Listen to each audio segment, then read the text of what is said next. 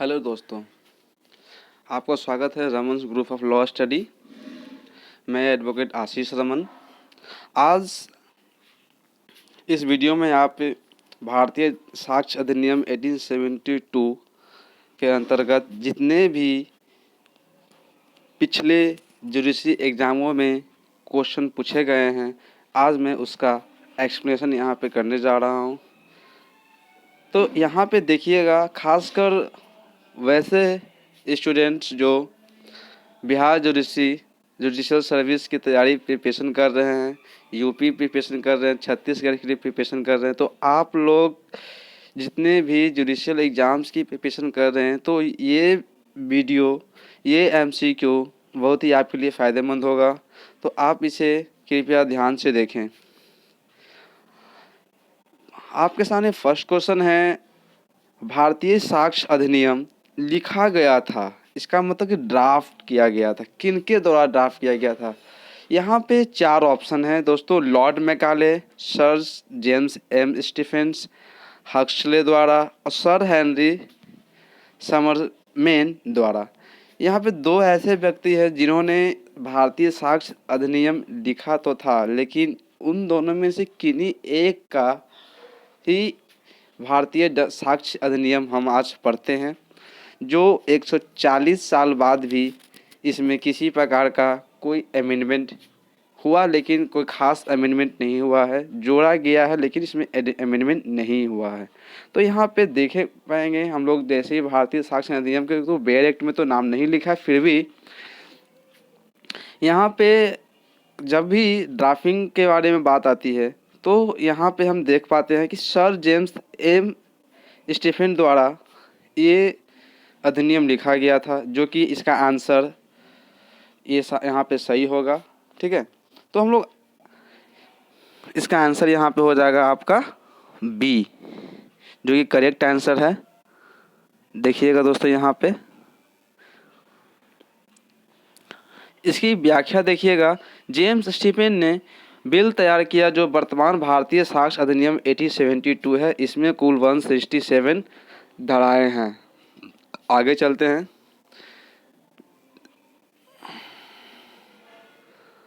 भारतीय अधिनियम के अंतर्गत सुसंगत तथ्य हैं। सुसंगत तथ्य यानी रिलेवेंसी ऑफ फैक्ट। ये वीडियो जो हिंदी प्रिपरेशन कर रहे हैं, इंग्लिश में प्रिपरेशन कर रहे हैं, वे सभी स्टूडेंट के लिए वीडियो बनाया गया। तो इसका मतलब भारतीय साक्ष्य अधिनियम के अंतर्गत सुसंगत तथ्य होना चाहिए। तो तार्किक रूप से अनिवार्यता सुसंगत होना चाहिए, विधिक रूप से अनिवार्यता सुसंगत होना चाहिए। तो यहाँ पे आप सी आंसर देख रहे हैं, विधिक एवं तार्किक रूप से अनिवार्यता सुसंगत होना चाहिए। आंसर आपका यहाँ पे सी होगा, जो कि 2013 में बिहार जुडिशियल एग्जाम में पूछा जा चुका है। ठीक है, यहाँ हम इसका एक्सप्लेनेशन देख पाएंगे कि साक्ष्य अधिनियम के अंतर्गत सुसंगतता विधिक और तार्किक रूप से होनी चाहिए। विवादक तथ्य मतलब कि फैक्ट ऑन इश्यू है ना। अभिप्रेत है किससे? तथ्य जिसका अस्तित्व या अनस्तित्व पक्षकारों द्वारा स्वीकार किया जाए, तथ्य जिसका अस्तित्व अनस्तित्व पक्षकारों द्वारा विवादित किया जाए, तथ्य जिसका अस्तित्व और अनस्तित्व पक्षकारों द्वारा विवादित नहीं किया जाए, या उपयुक्त सभी। यहाँ फैक्ट एंड इश्यू तभी सामने आती है जब कोई विवादित प्रश्न होता है और उसे सुलझाने के लिए 2 लोग आपस में मतलब कि इसके लिए प्लीडिंग करते हैं। तो यहाँ पे देख सकते हैं कि आंसर नंबर बी जो है हमारा वो सही होगा। तथ्य जिसका अस्तित्व है या नहीं अनस्तित्व है तो पक्षकारों द्वारा विवादित किया जाता है। तो आंसर नंबर यहाँ पे बी होगा, जो कि बिहार जुडिशल 2013 में ये क्वेश्चन आ चुका है। इसकी व्याख्या देखेंगे दोस्तों। ये भारतीय साक्ष्य अधिनियम की धारा 3 के अनुसार विवादक तथ्य से अभिप्रेत है, फैक्ट एंड इश्यू से ये अकॉर्डिंग यहाँ पे बताया जा रहा है। और इसके अंतर्गत आता है ऐसा कोई भी तथ्य जिसे अकेले ही या अन्य तथ्यों के सत्संग में किसी ऐसे अधिकार, दायित्व या निर्योग्यता है जिसका कि बाद यहाँ कार्यवाही में प्राख्यान या प्रख्यान किया जाता है। ये वर्ड यहाँ पे हम लोग दोस्तों याद रखेंगे जो यहाँ पे व्याख्या में दी हुई है। अस्तित्व, अनस्तित्व, प्रकृति और विस्तार की उत्पत्ति यहाँ पे अवश्यमेव होती है, तभी जाकर ये किसी तथ्य को विवादक तथ्य बनाती है।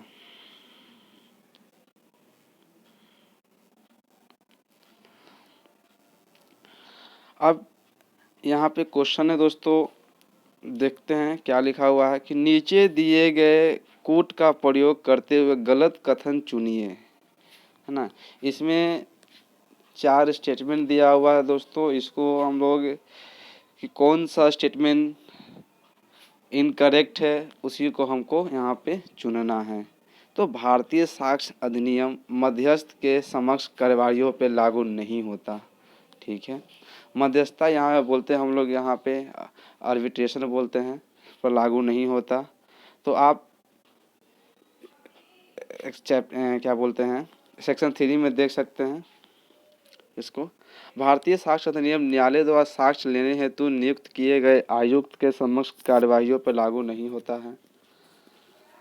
न्यायालय के समक्ष प्रस्तुत किए गए शपथ पत्रों पर साक्ष्य अधिनियम लागू होता है।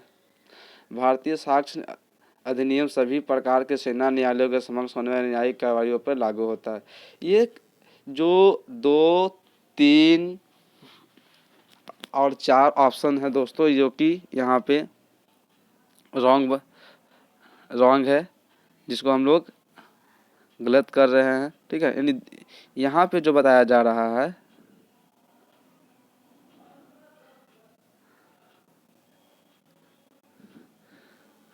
तो इसका आंसर यहाँ पे होगा ऑप्शन नंबर बी। 2, 3 और 4 जो ऑप्शन है दोस्तों वो गलत है। इसका सही जवाब ऑप्शन बी होगा। भारतीय साक्ष्य अधिनियम लागू नहीं होता, किस पे नहीं होता है? शपथ पत्रों पे, किसी मध्यस्थ के समक्ष कार्यवाही पे और आर्मी एक्ट के अधीन किसी सैनिक के। तो यहाँ किसी मध्यस्थ के समक्ष दिया हुआ दोस्तों पर लागू नहीं होता है, गलत, ये तो सही कथन है। बाकी ये सब जो भी 2, 3, 4 है वो गलत कथन है, इसलिए उसको हम लोग काट दिए, ठीक है। तो इसका आंसर जो होगा आपके सामने। अब हम नेक्स्ट क्वेश्चन चलते हैं।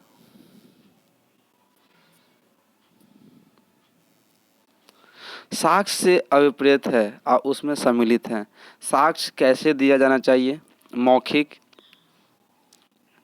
Option number B दस्तावेजी। तो हम लोग यहाँ पे सेक्शन 3 में देखते हैं हम लोग कि कोई भी साक्ष्य या तो ओरल होगा या डॉक्यूमेंट्री होगा, है ना। तो यहाँ पे जो ऑप्शन नंबर होगा वो सी हमारा सही आंसर है।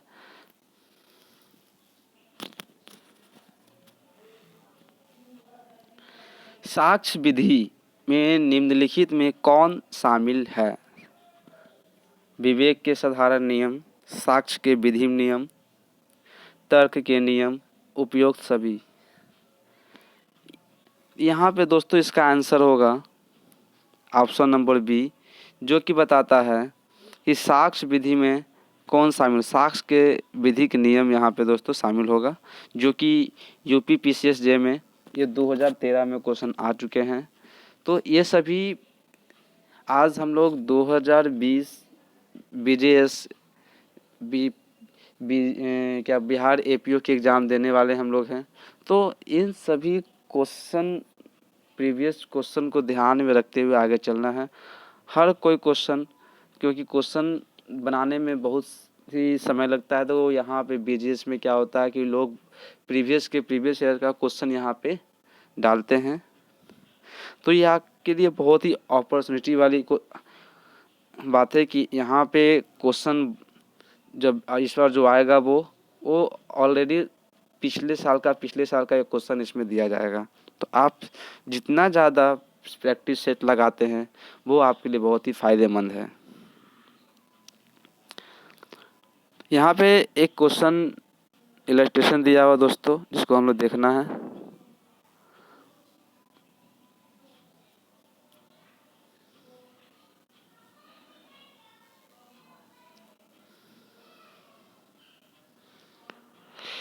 क का परीक्षण बी की हत्या के लिए किया जाता है। यानी क का परीक्षण, यानी क का जो साक्ष्य देना है उसको हम लोग परीक्षण बोलते हैं, साक्षी लेना। तो बी की हत्या के लिए जो कि एक गदा से उसकी हत्या करने के इरादे से उसे मारता है। ठीक है।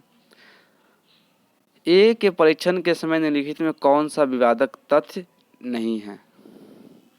ए का गदा से बी को मारना ये विवादक तथ्य है, क्योंकि बी ने जो हत्या की है वो गदा से की, बी को जो हत्या की गई है, कायद की गई है, वो गदा से की गई है। ए की सी से बातचीत, नॉर्मली ए से कोई भी लोग जो है मारती है पीटते समय जो है बात तो करते ही होंगे। ठीक है। ए का गदा से बी की मृत्यु कायद करना, ये तथ्य भी बिल्कुल सही है। ए का बी की मृत्यु कायद करने का आशय था। तो याद रखिए दोस्तों, कभी भी मर्डर बिना आशय का नहीं हो सकता है ना। पहले से वो इंटेंशन बना के गया होगा कि आज उसे मार देना है। तो यहाँ पे मृत्यु कायद करने के लिए पहले आशय जरूरी है। तो ये भी ऑप्शन नंबर हमारा सी सही है। तो बातचीत करना कोई विवादक तथ्य नहीं है दोस्तों। तो यहाँ पे जो आंसर होगा हमारा ऑप्शन नंबर बी होगा। आगे चलते हैं।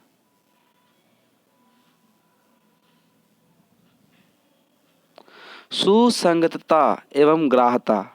सुसंगतता मतलब कि फैक्ट के बारे में, एलिमेंट के बारे में बताया जा रहा है दोस्तों। और ग्राह्यता मतलब होता है, एडमिसिबिलिटी होता है, कि अंतर्गत आती है। पर्यायवाची एक, अगर इसको इंग्लिश में बोला जाए तो दोस्तों यहाँ पे बोला जाता है रेलिवेंसी एंड एडमिसिबिलिटी एविडेंस। किसके अंतर्गत आते हैं? पर्यायवाची यानी सिनोनिम्स। सविस्तारी को हम लोग बोलते हैं को एक्सटेंसिव। ऑप्शन नंबर सी, ना ये पर्यायवाची है ना ये सविस्तारी, यानी नाइदर सिनोनिम्स नॉट बी को extensive. And option number D है दोस्तों, उपयुक्त में से कोई नहीं। तो इसका जो आंसर है हमारा वो सही होता है यहाँ पे सी। ना ही ये पर्यायवाची है एक दूसरे का, ना ही ये को एक्सटेंसिव है। दोनों ये बिल्कुल अलग अलग है। सुसंगत तथ्य है तो वो एडमिसेबल है। दोनों तथ्य अलग अलग है ना। दोनों एक दूसरे का को एक्सटेंसिव नहीं हो सकते हैं। ठीक है। तो इसका हम एक्सप्रेशन पढ़ते हैं। सुसंगति और ग्राह्यता दोनों पद ने न तो पर्यायवाची है, न ही को एक्सटेंसिव मतलब सविस्तारी है, न एक दूसरे से सम्मिलित है, बल्कि सभी सुसंगत तथ्य रूप में ग्राह्यता नहीं होते हैं। जैसे पति पत्नी की पारस्परिक वार्ता विवादित तथ्य से सुसंगत होते हुए भी धारा 122 के अंतर्गत आने के कारण आग्रही हो जाते हैं। इसका मतलब है कि ये दोनों एक दूसरे के पर्यायवाची नहीं होंगे। वे तथ्य जो सुसंगत ना होते भी ग्राह्यता होते हैं। यानी प्रारंभिक तथ्य जिनको साबित करना इसलिए है कि कोई अन्य सुसंगत तथा तथ्य ग्राह्य हो सके। आगे चलते हैं दोस्तों। ये तथ्यों की सुसंगति के बारे में चैप्टर 2 में हम लोग पहुंच गए। चैप्टर 2 में जो है, अध्याय 2 में है जो सेक्शन 5 से लेकर सेक्शन 55 तक बताया जाता है, जिसमें सबसे पहले आपको 5 to 16 जो है सुसंगत तथ्य के बारे में बताया गया है। 17 to 31 जो है वो स्टेटमेंट और कन्फेशन के बारे में बताया गया है। और 32 33 जो है जो लोग साक्ष्य किसी और के सामने दिए तो अपना कन्फेशन तो दिए हैं, लेकिन उन्हें गवाही के लिए नहीं बुलाया जा सकता है। यानी 32 का जो 1 सब पारा है, सब क्लॉज है, डाइंग डिक्लेरेशन है ना, वो हो गया। उसके बाद हम लोग 34 से 38 फिर मतलब इसमें वे सभी चीज़ों के बारे में व्याख्या की गई है जो सुसंगत तथ्य है, ग्राह्यता है, स्टेटमेंट है, कन्फेशन है, न्यायालय द्वारा की गई जजमेंट है ना। इन सभी को चैप्टर नंबर 2 यानी 5 to 55 सेक्शन के तहत पढ़ना है। तो आपका यहाँ पे आंसर है कि भारतीय साक्ष्य अधिनियम के निम्नलिखित में किस, इसको नेक्स्ट वीडियो में बनाएंगे दोस्तों।